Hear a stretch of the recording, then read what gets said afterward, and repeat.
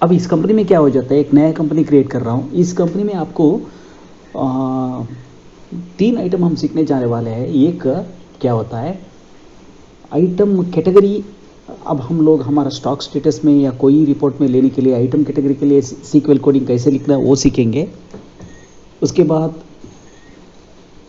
Broker या mechanic हर item को, हर invoice में हमें उसको कमीशन देते हैं ना, वो कमीशन कैसे एंट्री करना, और ब्रोकर का हर इनवॉइस में या लेडजर में उसका नाम कैसे लाना, वो ऑटोमेटिकली कैसे लाना, वो सीक्वल कोडिंग सीखेंगे। इसके साथ बहुत बड़ा एक एप्लीकेशन क्या है, कभी कभी बिजनेस में क्या हो जाता है, हम शॉप ओनर उसका कस्टमर को कर्ज देता है, वो क्लाइंट वो क्या कर देता है, वो पैसा देते रहता है लेते रहता है, इसे ट्रांजैक्शन चलते रहता है।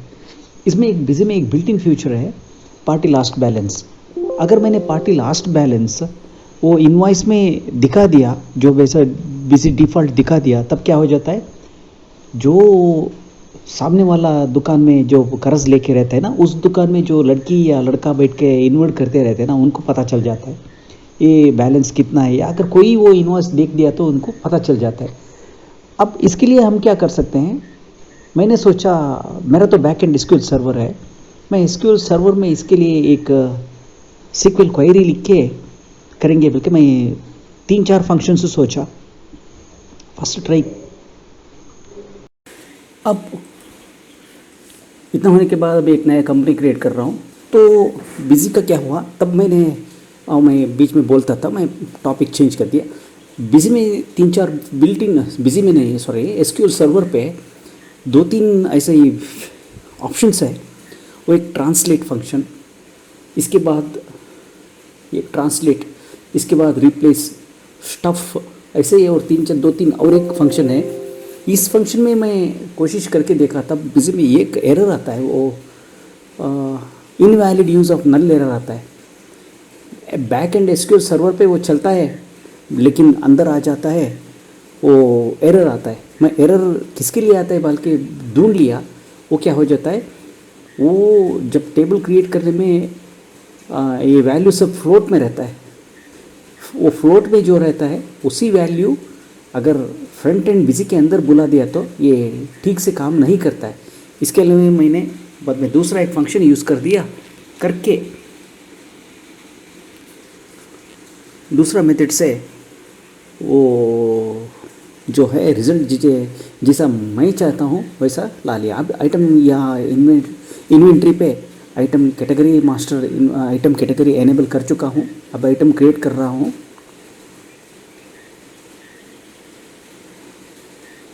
ये क्या है, ग्रुप हैलोजन बल्ब।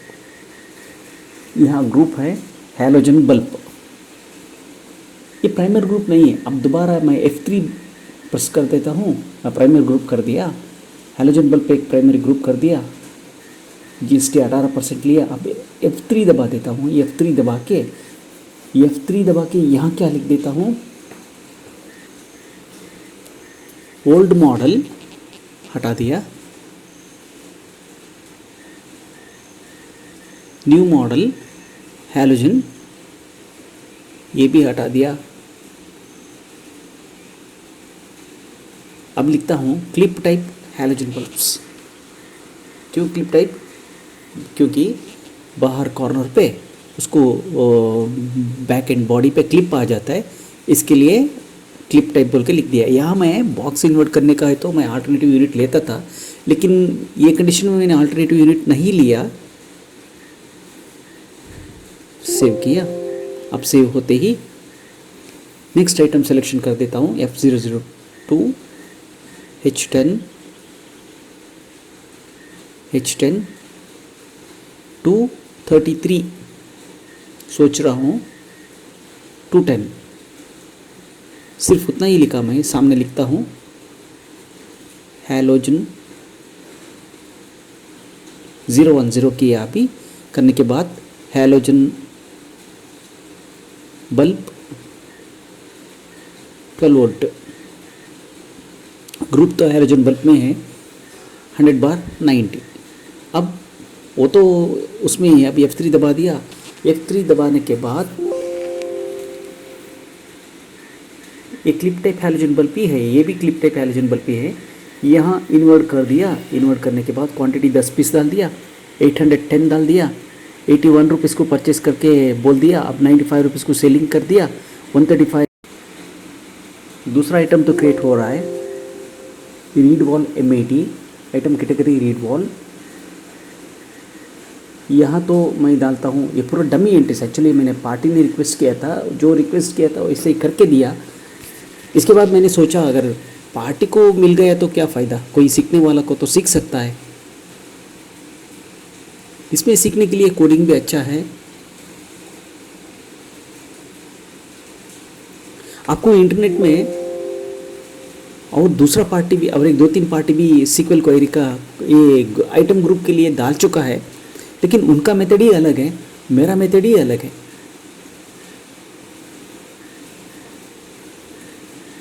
ये देखिए बेरिंग, अब F3 दबा दिया, ये बेरिंग और दूसरा ग्रुप के अंदर लेता हूँ मैं, नहीं प्राइमरी ग्रुप कर दिया क्योंकि वहाँ कैटेगरी डिफाइन हो चुका है। अब F3 दबा दिया, F3 दबा के व्हील बेरिंग, मोटरसाइकिल का ये व्हील बेरिंग में आता है कैटेगरी, व्हील बेरिंग कर दिया। अब क्या हो जाता है,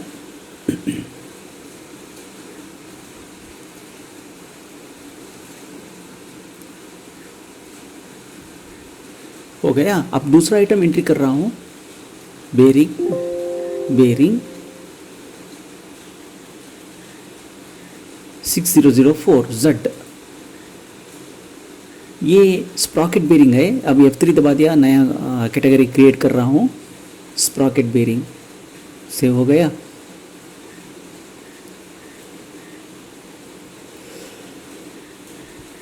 ₹105 सेव कर दिया। अब सीट प्लेट सुजुकी, अब F3 दबा दिया, फाइबर प्लेट बोल के यहाँ लिखता हूँ, फाइबर सीट प्लेट, ठीक है, सेव कर दिया, ओके कर दिया। अब इतना होने के बाद अब ओपनिंग स्टॉक का वैल्यू डिक्लेयर कर दिया, अब यहाँ सेल रेट भी डिक्लेयर कर दिया, सेव कर देता हूँ।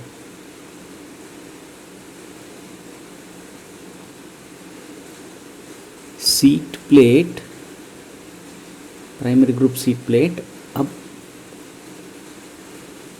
यस ग्रुप नहीं किया था, अब ग्रुप सेव कर दिया। सेव करने के बाद अब सेव हो गया। सेव होने के बाद अब बेल्ट A32, ये क्या आता है, मेन ग्रुप्स बेल्ट्स अंडर, ये ग्रुप बेल्ट, यहाँ मैं GST 12% ले लिया। एक्चुअली मुझे उसका GST पता नहीं है। इंडस्ट्रियल बेल्ट सेव कर दिया। अब सेव होने के बाद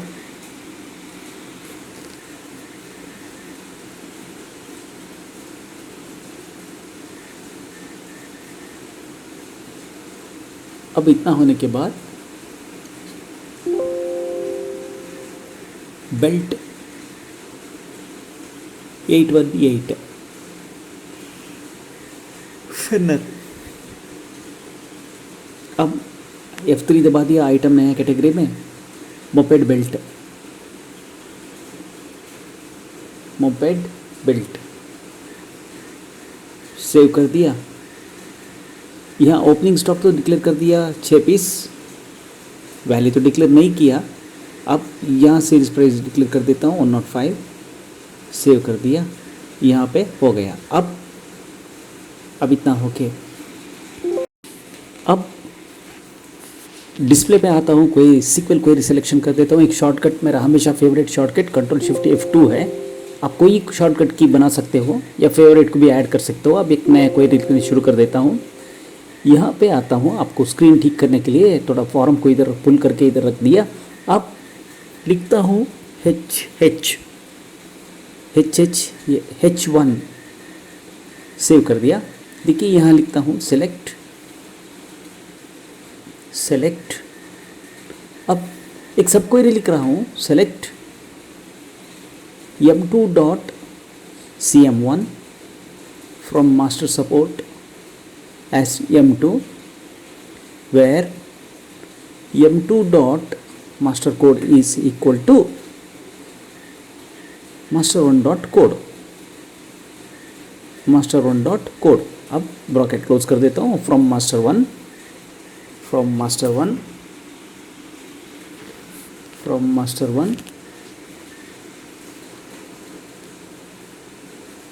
where master type is equal to 6।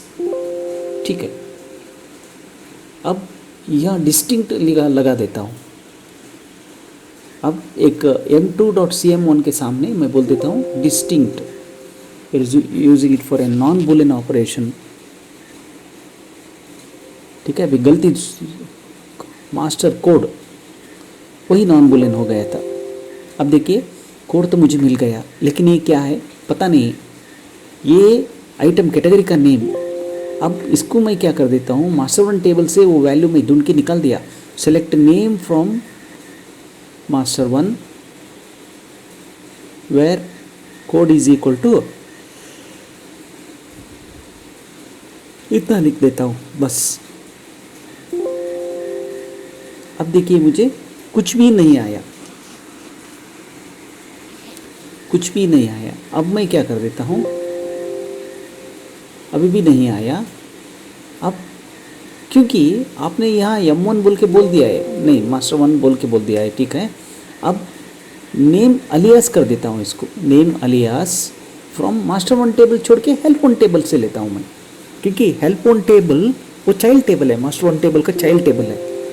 अब देखिए मुझे ये क्या है, आइटम कैटेगरी का नेम्स तो मुझे मिल गया। अब इसी आइटम को मैं बैक एंड पे ले, सॉरी दूसरा टेबल में लेके जाता हूँ, वेयर कस्टम कॉलम का हिसाब से ना, where name is equal to @p1 आप यहाँ क्या कर देता हूँ, कस्टम कॉलम कर देता हूँ। ऑलरेडी आपके पास master1 टेबल है, master1 टेबल में नेम तो आपको पता है। अब आपको क्या करना है, स्टॉक स्टेटस रिपोर्ट में जाना है, अल्फाबेटिकल में जाना है, बैलेंसेस ओनली जाना है। यहाँ जाने के बाद मैं क्या कर देता हूँ, अब एक कस्टम रिपोर्ट डेवलप कर देता हूँ। यहाँ से कस्टम कॉलम क्लिक कर दिया, इसका नाम तो कोई नाम दे सकते हो आप, मैं सोच रहा हूँ न्यू डिज़ाइन। स्टैंडर्ड डिज़ाइन तो मुझे ऑलरेडी है, इसलिए मैंने इसके लिए क्या किया, एक नाम तो दे दिया न्यू डिज़ाइन। अब न्यू डिज़ाइन ओपन कर देता हूँ। ओपन करने के बाद ये सब ऐसे ही रहता है। अब एक फील्ड को ऐड करना पड़ेगा मुझे, आइटम कैटेगरी को स्टॉक स्टेटस में बुलाना पड़ेगा। अब मैं यहाँ क्या कर देता हूँ, देखिए ये सीक्वल क्वेरी, ये विदाउट सीक्वल क्वेरी भी मुझे करने आता है। हाँ, तब नहीं बोल के नहीं है, वो मेथड भी मुझे पता है, सब कुछ आता है। ये सब कुछ, सॉरी सब कुछ नहीं है, आता है, थोड़ा तो आता है। अब मैं क्या सोच रहा हूँ, ये एसक्यूएल क्वेरी से दिखा रहा हूँ, क्योंकि सीक्वल क्वेरी सीखने वालों को, लड़कों के लिए ये मददगार होना है, इसके लिए ऐसा कर रहा हूँ। अब देखिए, अब कैटेगरी तो आ गया। अब हमें क्या करना है, आइटम ग्रुप लेना है। वो कैसे लेना है, ग्रुप सीक्वल कोडिंग से ही लेना है। ये कोडिंग विदाउट कोडिंग में भी बिजी का बिल्ट इन फंक्शंस यूज़ करके हम लोग, वो F4 दबा दिया तो आपको आता है ना, वो फंक्शंस यूज़ करके भी हम बुला सकते हैं, वो बात अलग। वो बुलाने का मेथड मुझे पता है। सीक्वल कोडिंग सीखने वालों के लिए मदद करने के लिए मैंने क्या कर रहा हूँ, अब दोबारा सीक्वल क्वेरी लिखता हूँ, दोबारा H2 लिखता हूँ, क्वेरी का नाम H2 लिख दिया। अब select master1 dot parent GRP from master1, parent GRP from master1 as M1 and M1 as M1, sorry हटा दिया वो, M1 dot parent group from master1 as M1 and master1 as M2। देखिए देखिए कैसे लिखा है, master1 as M1 and master1 as M2। इसके लिए कहता है सेल्फ जॉइंट, ये जॉइंट को कहता है self joint. M1 dot code is equal to M2 dot code. अब मैं क्या कर रहा हूँ, M1 टेबल का दोबारा एम्प्टी बोल के एक कंप्यूटर क्या कर देता है आपको, हार्ड डिस्क सीक्वल क्वेरी क्या कर देता है, M1 टेबल का और एक कॉपी बना देता है M2 बोल के, वो टेम्प्रोरी मेमोरी में बना देता है। वो टेम्प्रोरी मेमोरी में बना देने के बाद कॉमन टेबल्स बोल के एक कॉन्सेप्ट है बिजी में, सॉरी SQL सर्वर में, वो कॉमन टेबल का कॉन्सेप्ट अभी मैं बात नहीं करता हूँ। इसके लिए आगे बढ़ते बढ़ते ही हमें पिवट टेबल सीखना है, सब कुछ सीखते जाएंगे, एक के बाद एक सीखते जाएंगे।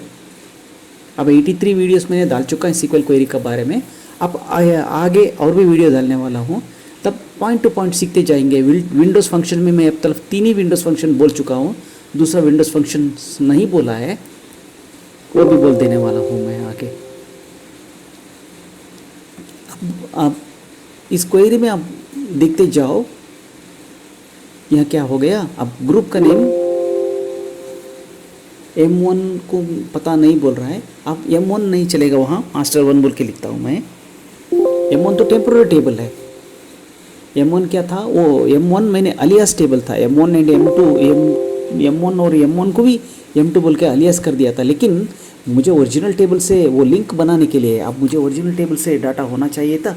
इसके लिए मैं क्या करना था, वहाँ पे सेकेंड लाइन पे M1 बोल के लिखा तो वो एरर दे लिया, वहाँ उसी जगह पे मास्टर 1 बोल के लिखना पड़ा।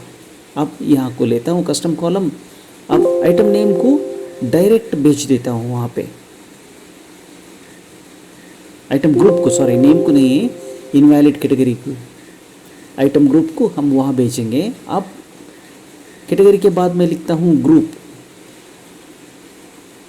ग्रुप वहाँ लिखता हूँ आफ्टर FU1, वो तो टेक्स्ट होगा। सीक्वल क्वेरी लेता हूँ मैं, H2 लेता हूँ, मुझे इनपुट पैरामीटर होगा F1, सेव कर देता हूँ।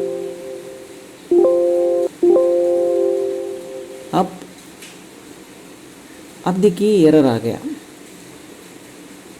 हमारा क्वेरी पे एरर आ गया। क्यों एरर आ गया, क्योंकि हम वो थर्ड फोर्थ लाइन वो लास्ट को लेना था। एज M1 के बाद हम लोग क्या किया, वो गलत हो गया, वो काट के M1 डॉट नेम वहाँ नहीं आएगा। देखिए दोबारा एरर आ गया। क्यों, क्योंकि आपने क्वेरी बोलते ही वो क्या कर देता है, इनपुट नेम देखने के बाद वो M1 M2 उसको पता नहीं चलता है, वो हालत में वहाँ पे उसको पता नहीं चलता है, तब वो क्या करना पड़ेगा,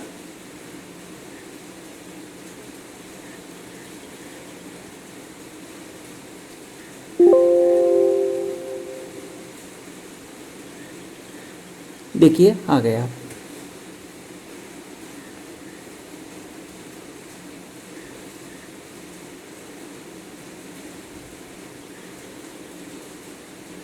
वो तो नीचे ले लिया तो ऑटोमेटिक पूरा ठीक हो गया। देखिए वही गलती था, वो गलती अभी ठीक कर दिया, गलती ठीक होते ही वो ठीक हो गया। ओके, अब तो ठीक आ रहा है। अब ऑलरेडी हम तो ग्रुप तो देख चुका है डिस्प्ले में, अब जो क्रिएट किया है ये सब देख रहा हूँ, कैटेगरी देख रहे हैं, ग्रुप देख रहे हैं। अब हमारे काम परफेक्ट हुआ या नहीं हुआ, एक क्रॉस वेरिफिकेशन करने के लिए ये क्या दो आइटम ऐड करके देखना पड़ेगा। 9901030009 हैलोजन बल्ब 12 वोल्ट 100 बार 90 45T, ये मैं लिखना चाहता हूँ। 12 वोल्ट 100 बार 90, ये 45T मैंने यहाँ नहीं डाला है, कोई बात नहीं, हैलोजन बल्ब ग्रुप में आ गए। अब F3 दबा दिया। अब सोच रहा हूँ क्या करना है, एक क्लिप टाइप हैलोजन बल्ब तो नहीं है, हैलोजन बल्ब 45T वो बार या का मतलब ओल्ड मॉडल।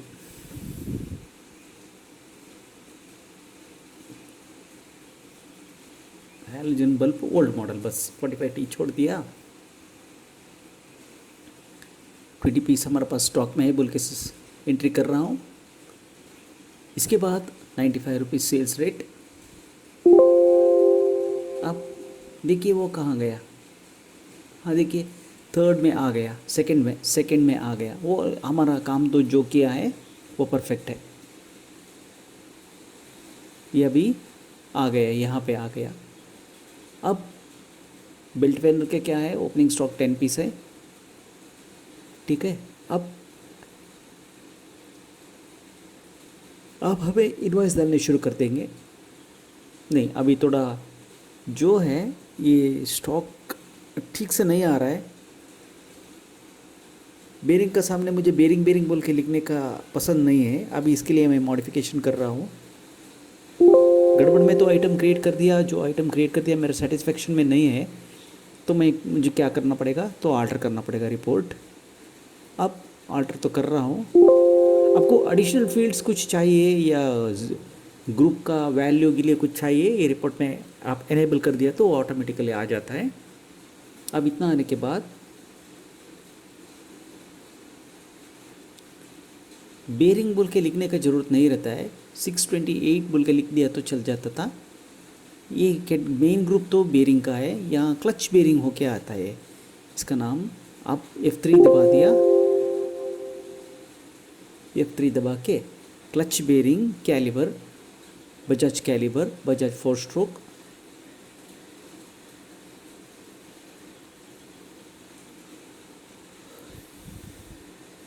यहाँ लिखता हूँ पीसेस, यहाँ 4 पीस लिखता हूँ।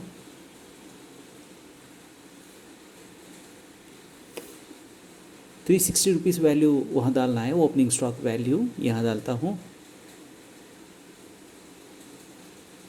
120। अब हो गया, यहाँ पे आ गया।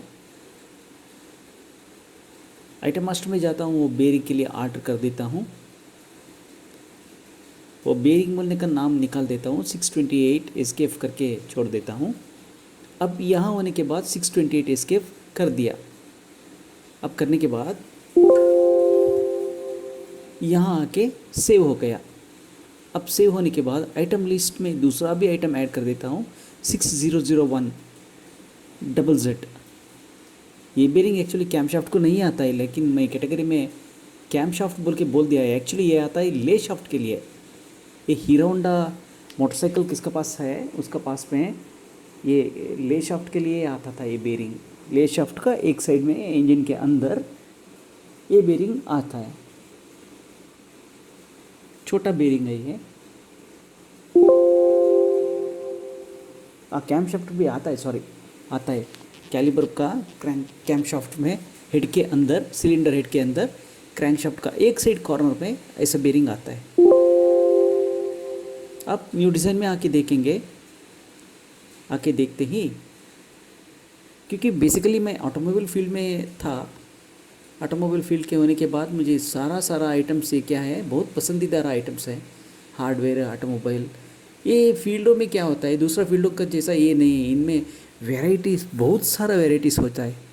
एक दुकान के अंदर आप चला गए तो कम से कम 15 से 18 हज़ार आइटम मिल जाता है आपको, कैटेगरी वाइज मिल जाता है। एक ओशन, एक automobile field is just like an ocean.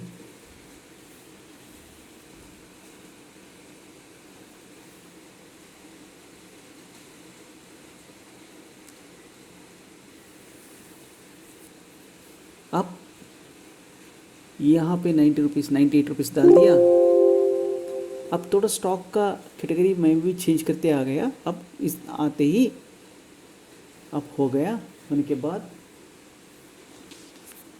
अब आते हैं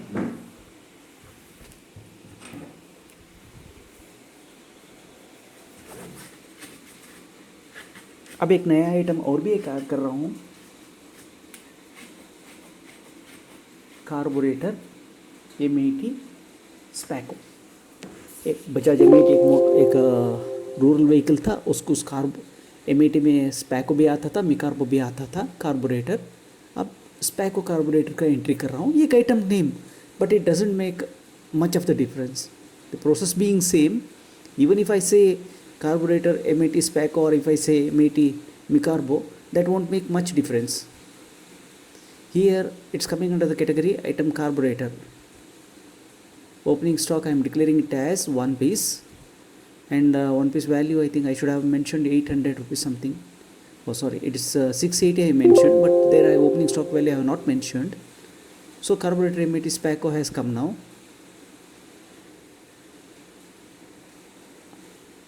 Now let's move on to one more part, It's called float pin, carburetor float pin, MAT SPACO. It's a carburetor, it belongs to the group of carburetor, and in the carburetor, in the item category, it comes under float pin. Every vehicle will have float pin. Whatever the vehicle that has carburetor, it will be coming with a float pin. Nowadays fuel injection technology has come, so whenever the fuel injection technology is incorporated in any bike, then those bikes will never have carburetor. Now we are viewing the report, new design stock status report. अब हम आते हैं, now let us start making invoices. Now let's go to configuration, and now in that I am going to select accounts. Here broker master I have selected. In the broker master name I have selected as mechanic, that category as mechanic. We want to pay only in sales invoice, mechanic commission only in sales invoice. No receipt, nothing not needed. No broker commission, yes. That is, I want to pay it according to voucher wise. No, lump sum amount will not do. Here okay, let's select that for the time being. Now I have to go to masters, future, accounts. Here I'll go back, voucher,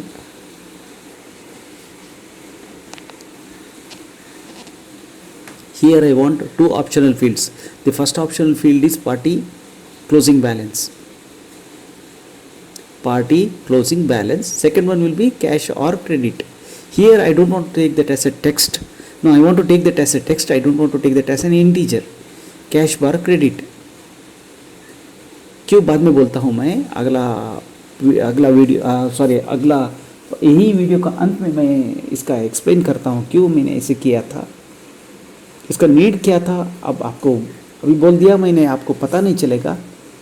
उस stages जब आते ही वो stages में मैं बोल देता हूँ.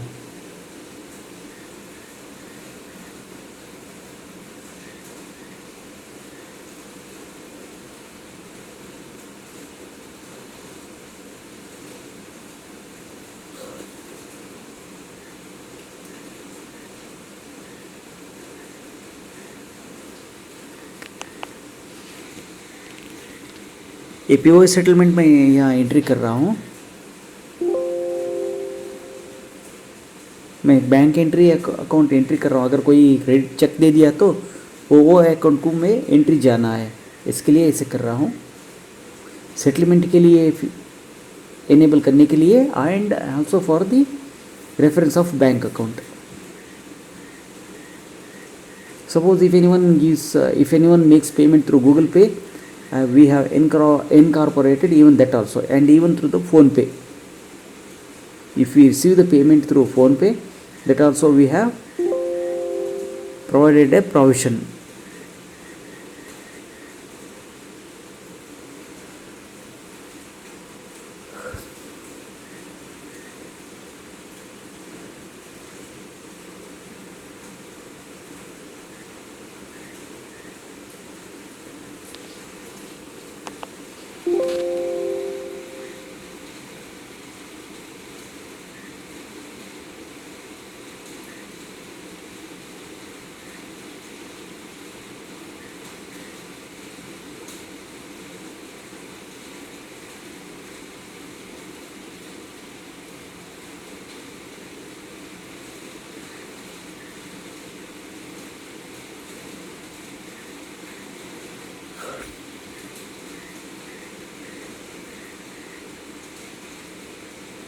Now making notes adjustments so that maximum grid width should not exceed 8.75 inch.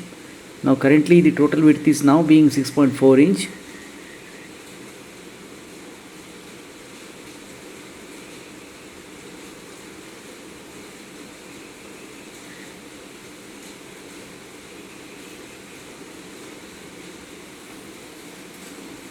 अब आगे बढ़ रहे हैं. अब मैकेनिक कमीशन एंट्री करने के लिए मैकेनिक का नाम एंट्री कर रहा हूँ, बालराज.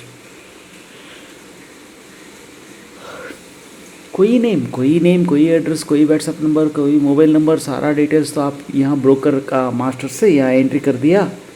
आपको ट्रांसफर टेबल में इसका रिफ्लेक्शन मिल जाएगा, वो नाम होगा ब्रोकर कोड। ये एड्रेस गिड्रेस जो आप एंट्री कर रहे हैं ना, ये मास्टर एड्रेस इन्फो में चला जाएगा।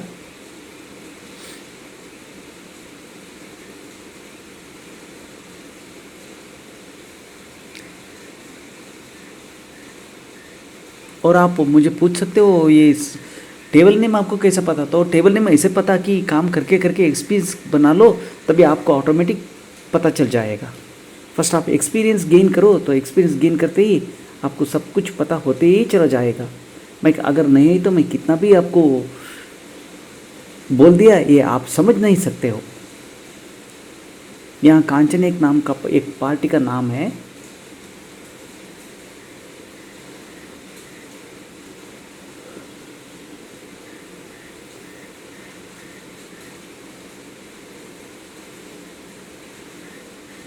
ये पार्टी का बैलेंस के लिए मैं यहाँ एक डमी एंट्री कर देता हूँ।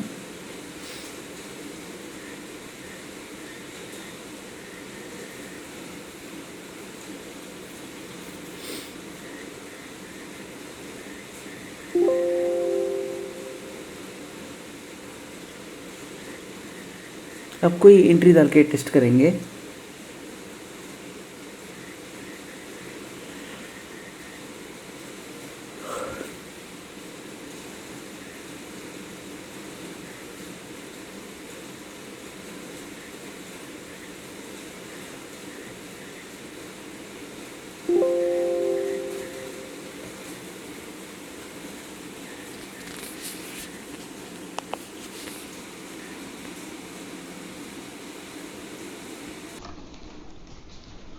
अब वोचर कॉन्फ़िगरेशन में आता हूँ, यहाँ आके नहीं सॉरी ये पीओएस कॉन्फ़िगरेशन में आता हूँ। जो कॉन्फ़िगरेशन यहाँ है ये थोड़ा सा आल्टर कर देता हूँ। यहाँ पे HSN कोड वो तो इनसफिशिएंट स्पेस हो ही जाएगा, फिर भी कोई बात नहीं। अब क्वांटिटी फिक्सेड कर दिया।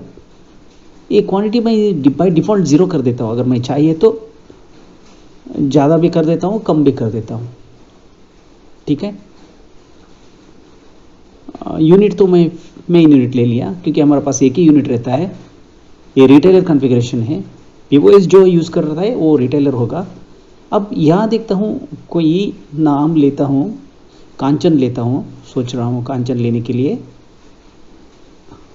कांचन लेता हूँ।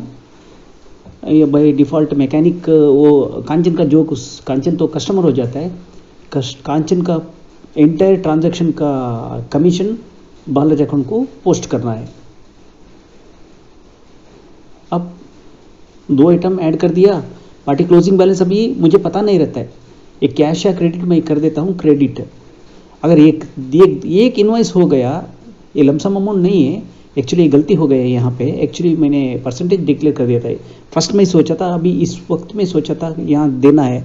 लमसम में क्या हो जाता है, अगर आप क्लोजिंग बैलेंस अब तलब वो नहीं चलता है ना क्वेरी, इसके लिए मैंने क्या किया, अभी क्लोजिंग बैलेंस यहाँ देख के ही डालना पड़ेगा। अब 10 रुपीज़ कमीशन चला गया है बस बैंक बालराज का बैंक अकाउंट में, तो कॉन्फ़िगरेशन तो ठीक है।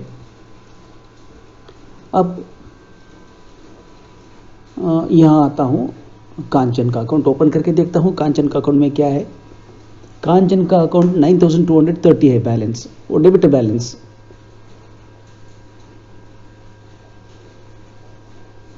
यहाँ क्या कर देता हूँ, अब 9230 लिख देता हूँ, बस वो .00 लिखता नहीं हूँ। कैश पेड 0 है। अब 295 सब मिला के ये लमसम अमाउंट में क्या होता है, हर टाइम ये तो याद रख लेना पड़ता है अमाउंट। इसके लिए मैं बाद में चेंज करके यहाँ तो 5% कर दिया परसेंटेज पे। अब तो नहीं तो हर टाइम जब मॉडिफिकेशन हो जाएगा तब तो हर टाइम भी याद रखना पड़ता है, ये मुश्किल हो जाता है काम। इसके लिए 295 रुपीज़ में इसको मिल जाता है 10 रुपये कमीशन। अब चलो ठीक है। अब होते ही यहाँ आता हूँ, वोचर कॉन्फ़िगरेशन में आता हूँ, मेन में आता हूँ, क्विट कर दिया। फ्यूचर्स एंड ऑप्शंस में चला गया, यहाँ भी क्विट कर दिया। मैकेनिक कमीशन में आता हूँ, बालराज के आता हूँ, यहाँ तो मैंने लेना था,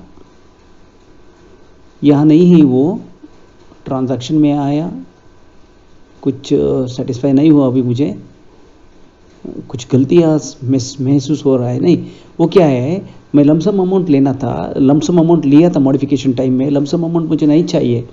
ये वो कहाँ है, वो masters futures and options accounts यही है, वो यही कॉन्फ़िगरेशन करना है। यहाँ मुझे करना क्या है, ब्रोकरेज रेट 10% नहीं, 10% नहीं चलेगा, महंगा होता है। 10 नहीं, परसेंटेज 10% परसेंटेज तो हर इनवॉइस में 10% तो महंगा होता है। कोई आइटम में प्रॉफिट तो मिलता ही नहीं है। अब कोई बात नहीं, आपका बिजनेस कैसा है वैसा सेट करो। लमसम भी आप देख सकते हो, या आप देखिए परसेंटेज 25 रुपया, मैकेनिक अकाउंट को 25 रुपया कमीशन हमें देना पड़ता है। अब इसको मॉडिफिकेशन में आते हैं, इनवॉइस को मॉडिफिकेशन में आते हैं। मॉडिफिकेशन करने के लिए ओपन करते हैं इनवॉइस। अब ओपन करने के बाद अब प्रिंट प्रीव्यू में जाना है। देखिए वहाँ HSN कोड का थोड़ा विड्थ ज़्यादा करना पड़ता है। कोई बात नहीं, अभी मैंने कुछ नहीं किया, इनेबल टैक्स समरी इनेबल किया। अब बस ओके हो गया।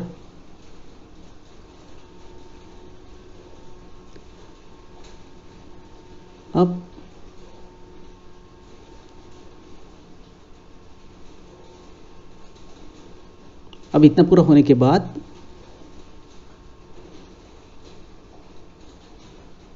क्विट कर रहा हूं, यहां भी क्विट कर रहा हूं। अब दूसरा क्वेरी ऐड करना पड़ेगा, H3 क्या होता है। अब लिखता हूं select tran3 dot broker code, tran3 dot लिखना पड़ता है ब्रोकर कोड, मैंने अभी नहीं लिखा है, ब्रोकर बोल के लिखा है, या CD या कोड वो कुछ मैं अभी याद नहीं है, वो फील्ड चेक करके वहाँ री एंट्री कर देता हूँ। इसके लिए थोड़ा सा वहाँ लिख चुका है ब्रोकर। अब कंट्रोल शिफ्ट F3 दबा दिया, ठीक है, वो ब्रोकर कोड ही है। सॉरी F3 नहीं दबाया, याद कर लिया। तो याद करने के बाद वो तो मैं महसूस हो गया कि अब इसका नाम होना मुझे कहाँ से होना है, मास्टर वन टेबल से। Select name from master one where code is equal to tran3 dot master code broker code. क्योंकि हम क्या कर देते हैं, उसका मतलब क्या है वो क्वेरी लिखने का, tran3 टेबल में ब्रोकर कोड है, हम क्या कर देते हैं मास्टर वन टेबल को ये वैल्यू भेज देते हैं। tran3 टेबल का वैल्यू चला जाते ही मास्टर वन टेबल उसका नेम देता है। जैसे कि देखो ये कैसे समझना है इसको। मैं एक चेक लेके जाता हूँ कलेक्शन के लिए, कलेक्शन काउंटर में चेक देता हूँ, वो चेक वो बैंक वेरिफिकेशन कर देता है ये उनका अकाउंट है या नहीं, बाद में अकाउंट बैलेंस में है या नहीं। Same similar process tran3 dot bar code. समझो कि मैं चेक लेके बैंक को गया, मास्टर वन टेबल इस बैंक, नेम क्या है, वो कस्टमर का नेम है या बैलेंस है, वो चेक करके मुझे देता है, बस उतना ही और कुछ नहीं है। Where is equal to select name from master one where code is equal to @P1 ये जरूरत नहीं है मुझे, मास्टर वन टेबल का मुझे नेम वहाँ है। वेयर tran3 डॉट ये क्या है, voucher code is equal to @voucher code. कहाँ है, क्या लेके जाने वाला है, ये तो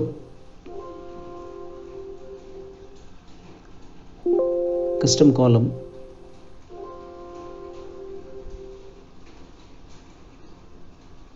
वहाँ तो चलेगा, ठीक है, हर इनवॉइस में तो चलेगा। अब अकाउंट लेडजर में आते हैं, यहाँ आते हैं, ओपन कर देते हैं, कस्टम कॉलम ओपन कर देते हैं। कस्टम कॉलम ओपन करके हाँ voucher code is equal to voucher code क्या है, वो हर इनवॉइस का वैल्यू जो है वो इनवॉइस का साथ देता है। जो इनवॉइस में कौन सा मैकेनिक के लिए कमीशन चला गया था, अभी सेल्स रजिस्टर में देख दिया तो वहाँ पे क्या हो जाता है आपको, अब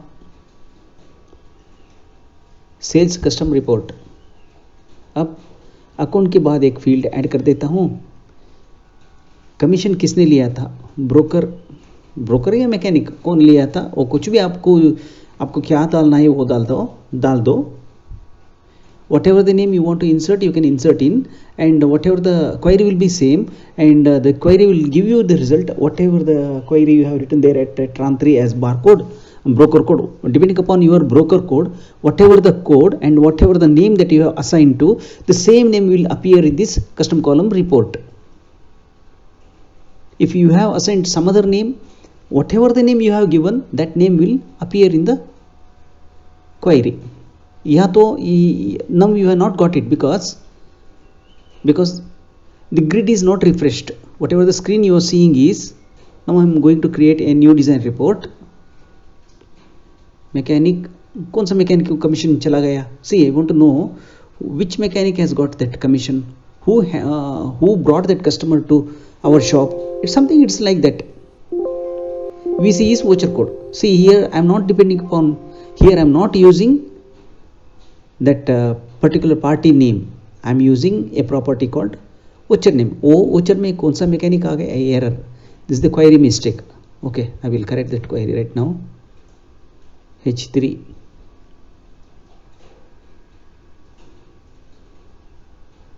That is the mistake where tran3.voucher code is equal to @P1. See, I am not taking it for printout. I am taking it for the custom report. So when I am taking it for the custom column report, now see, now you have got the value. There must be a parameter. What is that parameter? Everything related to that voucher is the parameter. That's why it was not giving, it was giving wrong answer. See, tran3.voucher code is equal to @voucher code that I needed when I'm printing an invoice. But here I'm viewing the report, and that report is yes, that report is at account book. अब मैं backend में open कर देता हूँ मेरा SQL server.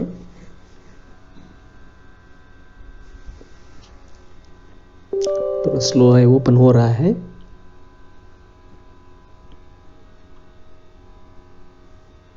ये SQL server, sorry, ये SSMS.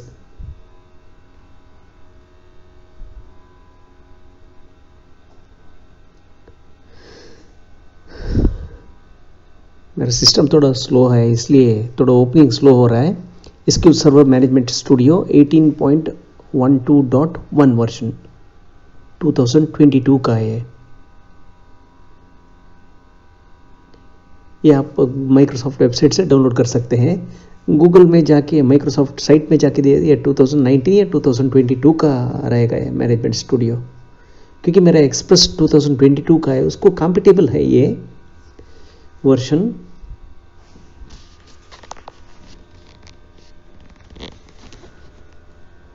Open हो रहा है.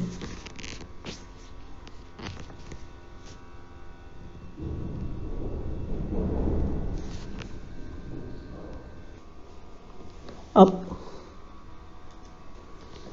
ओपन तो हो रहा है.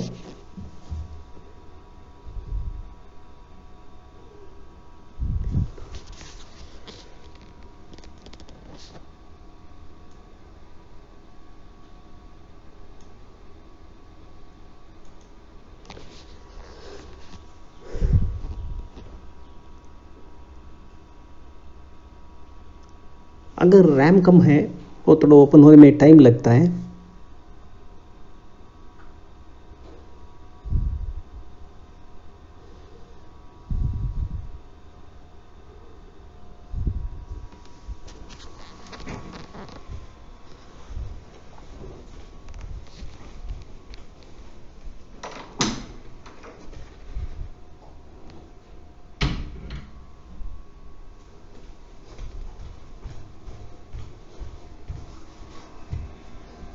तो ओपन हो गया. अब ओपन होने के बाद मैं यहाँ आता हूँ डाटाबेस में, डाटाबेस पर क्लिक कर दिया है. सर्वर ओपन हो गया है.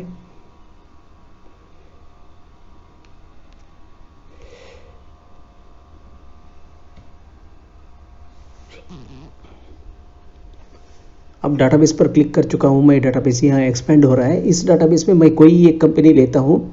कोई एक कंपनी लेके उसका वो भी दोबारा कंपनी खोल के वहाँ कंपनी पे, अब देखिए कंपनी ओपन हो गया है. वो तो ओपन होने वाला नहीं है, रिकवरी पेंडिंग, वो ओपन होता नहीं है.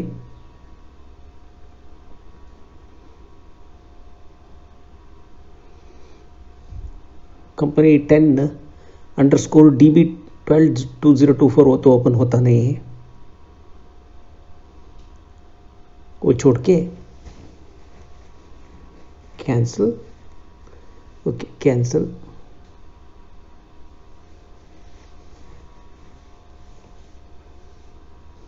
अब सेलेक्ट कर देता हूँ कंपनी 4, यहाँ आता हूँ सेलेक्ट कर देता हूँ कोई टेबल्स, मैं लेता हूँ tran1 टेबल। अब टेबल तो एक्सपेंड हो रहा है, ये जो EM वर्जन के लिए ये पूरा नहीं आता है, ये SS और SC वर्जन के लिए, क्लाइंट सर्वर वर्जन के लिए ये आता है। अब यहाँ एक क्वेरी लिखता हूँ सैम्पल के लिए, सेलेक्ट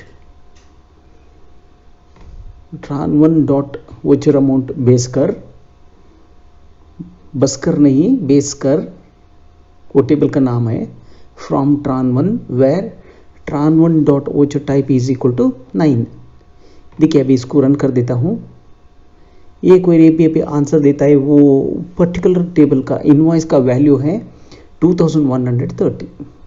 अब मैं क्या कर देता हूँ, इसको ट्रांसलेट फंक्शन, ये सर्वर का फंक्शन है, ट्रांसलेट कामा सिंगल कोट के अंदर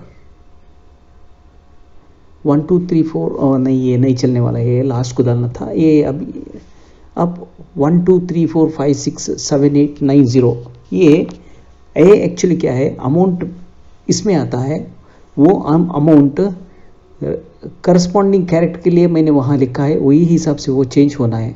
देखिए अब ऑटोमेटिक हो गया, 1 का आ गया,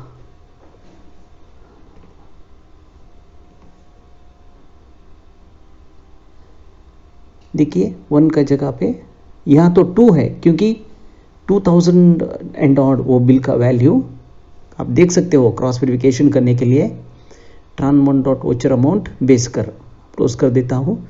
देखिए ये परफेक्टली पिक होके आ जाता है, क्योंकि मैं मेरा काउंटर कस्टमर का क्लोजिंग बैलेंस मैं एक्चुअली कोडेड वैल्यू में देना चाहता हूँ, क्योंकि इनवॉइस एंट्री करता है कोई और, देखता है कोई और, कितना भी बैलेंस होने दो, वो आइटम देने वाला और लेने वालों के बीच में ही रहना है, वो ट्रांजैक्शन का डिटेल्स उन दोनों का बीच पे ही होना है। इसीलिए मैं चाहता हूँ कि हर एक आदमी को उनका बैलेंस, हर एक पार्टी को उनका बैलेंस नहीं दिखाना है। अब वोचर अमाउंट बेस कर यहाँ लिया, अब यहाँ क्या कर देता हूँ, एग्जीक्यूट तो ये होने वाला नहीं है। अब फ्रॉम tran1 अब आ जाता है, देखिए अब कंपनी 5 में आके मैं टेस्ट कर देता हूँ। यह देखिए कितना इनवॉइसेस है, 4 इनवॉइसेस है इस कंपनी में। अब यहाँ आके tran1 टेबल में वोचर अमाउंट बेस कर का कैरेक्टर क्या है, यहाँ वो ऊपर चला गया, ठीक है।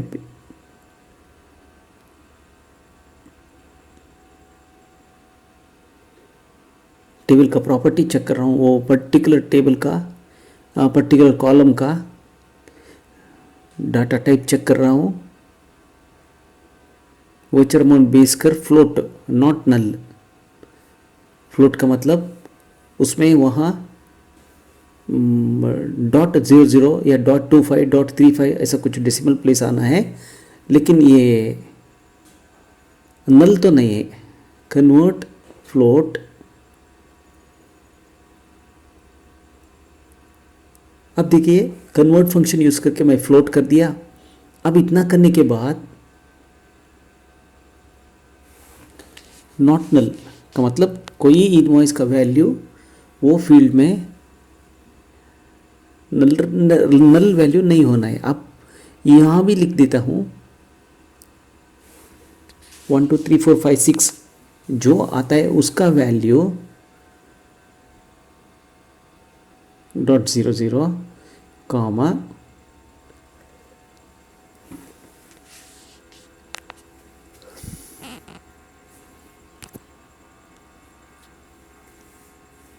जो वैल्यू है नकोट बेरू डॉट, डॉट के लिए डॉट, 00 के लिए यू।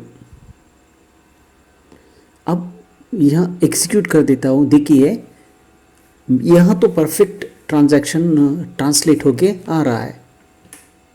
अब इतना ही कॉपी कर देता हूँ। कॉपी करके यहाँ से ट्रांस 5 टेबल में चला जाता हूँ, कंपनी 5 में चला जाता हूँ, एग्जिट।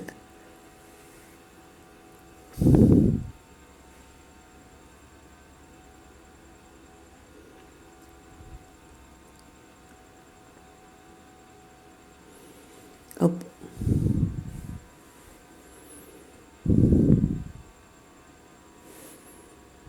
कंपनी 5 में आता हूँ, यहाँ आके ओपन। वो कोई कंपनी में चलेगा, कंपनी 1, कंपनी 2, कंपनी 3, कोई कंपनी में चलेगा, उसमें कुछ फर्क नहीं पड़ता है।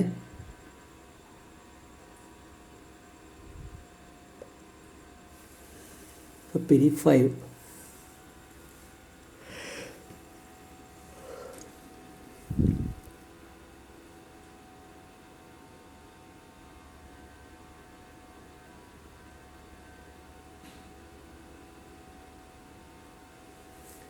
अब एक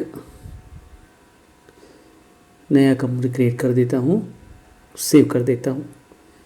जो बैकएंड में आपने रिजल्ट देखा था ना, वही रिजल्ट यहाँ आना है। अब देखिए क्वेरी रन होते ही क्रैश हो जाता है, invalid use of null value.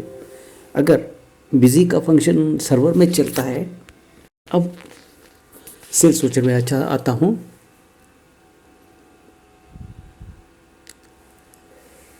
यह टैक्स इंक्लूसिव ले लिया। अब गणेश स्टो मोटर्स सन्ड्री डेटार। अब एक डमी वैल्यू एंट्री कर देता हूँ, 5,69,123। ठीक है, ये कुछ रेफरेंस आप दे सकते हो।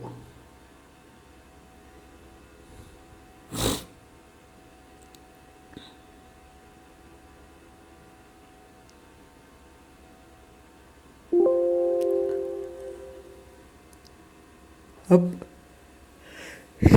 एक छोटा सा बिल करता हूँ। अब इनवॉइस होने के बाद हो गया। अब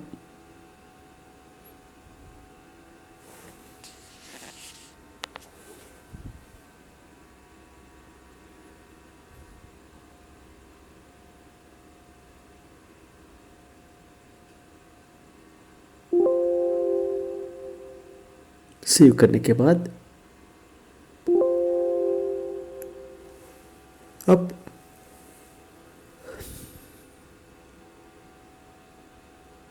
कॉन्फ़िगरेशन में आता हूँ।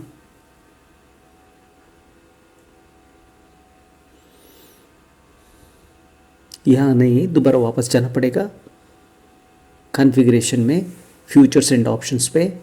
यहाँ आता हूँ अकाउंट्स, यहाँ आता हूँ ब्रोकर या सेल्समैन। सेल्समैन का जगह में मैं मैकेनिक डालता हूँ और परसेंटेज करेक्शन के लिए 5% इन एवरी वोचर। अब बालराज अकाउंट पे कमीशन अमाउंट नहीं गया है। ठीक है, अभी दोबारा वही इनवॉइस ओपन करके वहाँ लिखता हूँ बलराज बैंक अकाउंट। जो बैंक अकाउंट देता है वही बैंक अकाउंट को ये यहाँ दिखा देता है बिजी पे, लेकिन हम जाके पैसा तो एडमिट करना है, डिपॉजिट करना है पार्टी का अकाउंट को।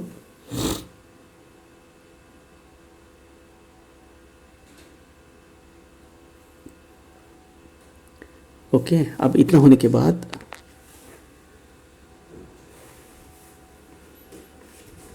ब्रोकर कमीशन ब्रोकर अकाउंट को जाने के लिए बोल दिया है। ठीक है, अब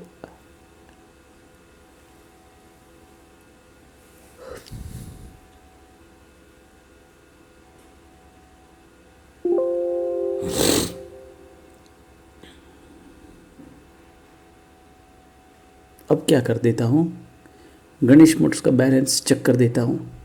5,05,70,083। ठीक है,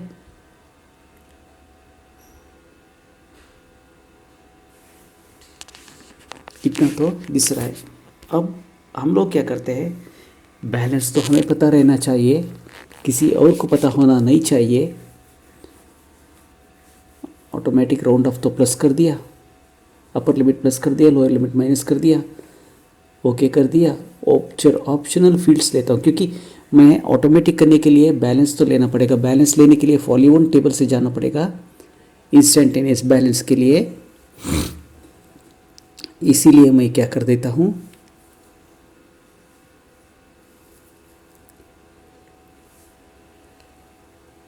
वहाँ से रख लेता हूँ, क्योंकि मैंने एक केस स्टेटमेंट लेके ये कस्टम कोडिंग कर चुका है, कस्टम पार्टी का कस्टम बैलेंस का कोडिंग कर चुका है। वो तो बहुत लंबा हो जाता है, इसके लिए अब वो ऑप्शन मैं बाद में दिखाने वाला हूँ।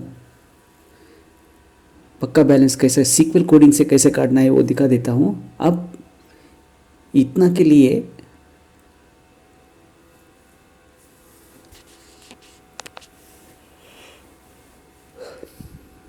यह क्या कर देता हूँ, बैलेंस प्रिंट करने से पहला ओपन कर दिया। अब बैलेंस 8 लेडजर से देख दिया 83, इतना तो लिखा, .00 लिखने की ज़रूरत नहीं है।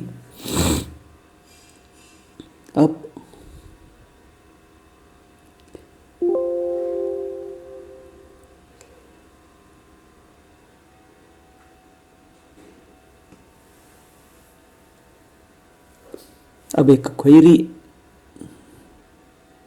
ऐड करने वाला हूँ।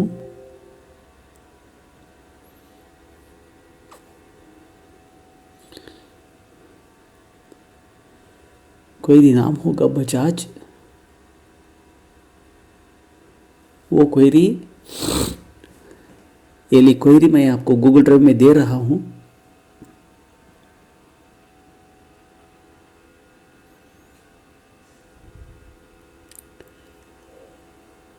सेलेक्ट ऑल करना है, कॉपी करना है, यहाँ आके पेस्ट करना है। अगर नाकोरू बेड़ू छोड़ के दूसरों को क्या क्या क्वेरी करना है वो हिसाब से यहाँ जो लिखा है NAKOD वो पूरा आपको चेंज करना पड़ेगा। उतना तो डिलीट करो, आप सेव करो।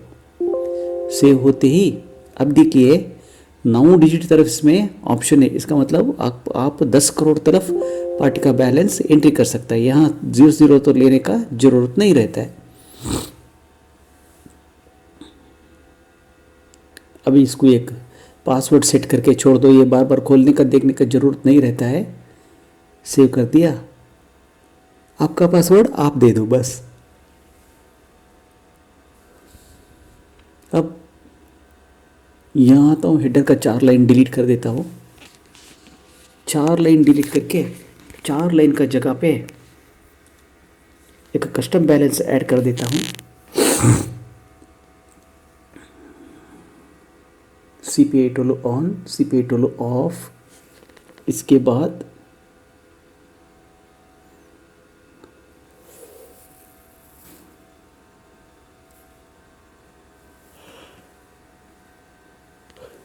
Party balance, closing balance.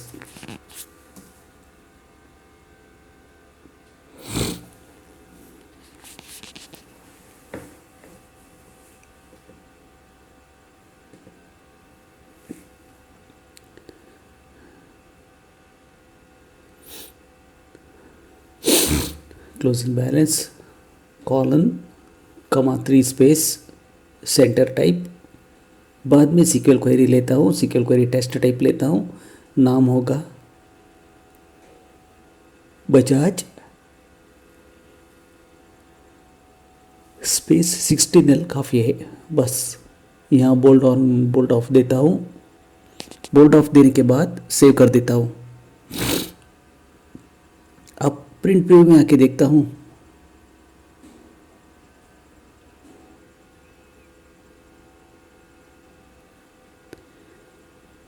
देखिए आ गया NAKOD, डी का मतलब 5, BH का मतलब 7, 57, UU is 00, 5700, 5700।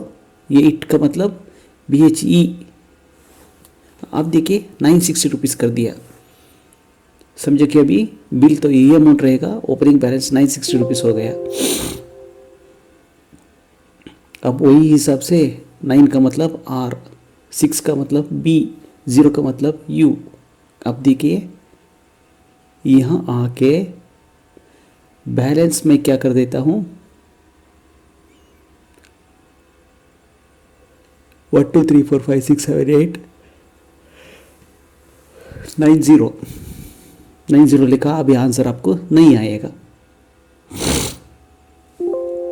क्योंकि लेंथ ऑफ स्ट्रिंग इस 10 हो गया। मैंने लिखा है 9 स्ट्रिंग के लिए, 10 का स्ट्रिंग नहीं आएगा।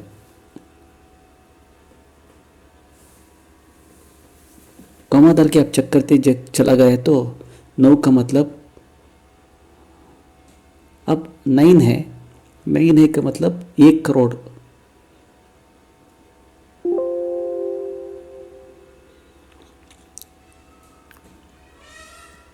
Up to 9 crores. नकोड BHER, यू तो नहीं आता है, 0 तो नहीं आता है। 9 स्पेस के लिए वो ऑटोमेटिकली जो आप बैलेंस देते हैं वो बैलेंस के लिए चेंज होके चला जाता है। अब क्या हो जाता है, इससे जो इन्वर्ट करता है इनवॉइस इसको, उसको बैलेंस तो नहीं चलेगा, पता चलेगा। और अगर कोई अकाउंटेंट और कोई आदमी देख दिया तो भी उसको भी क्लोजिंग बैलेंस पता नहीं चलेगा। इसके लिए डीलर और कस्टमर का बीच विश्वास भी रहेगा और इंस्टेंटेनियस पेमेंट बैलेंस के लिए उसको मैसेज भी मिलते ही रहेगा। सारा बिजनेस कोडेड होगा।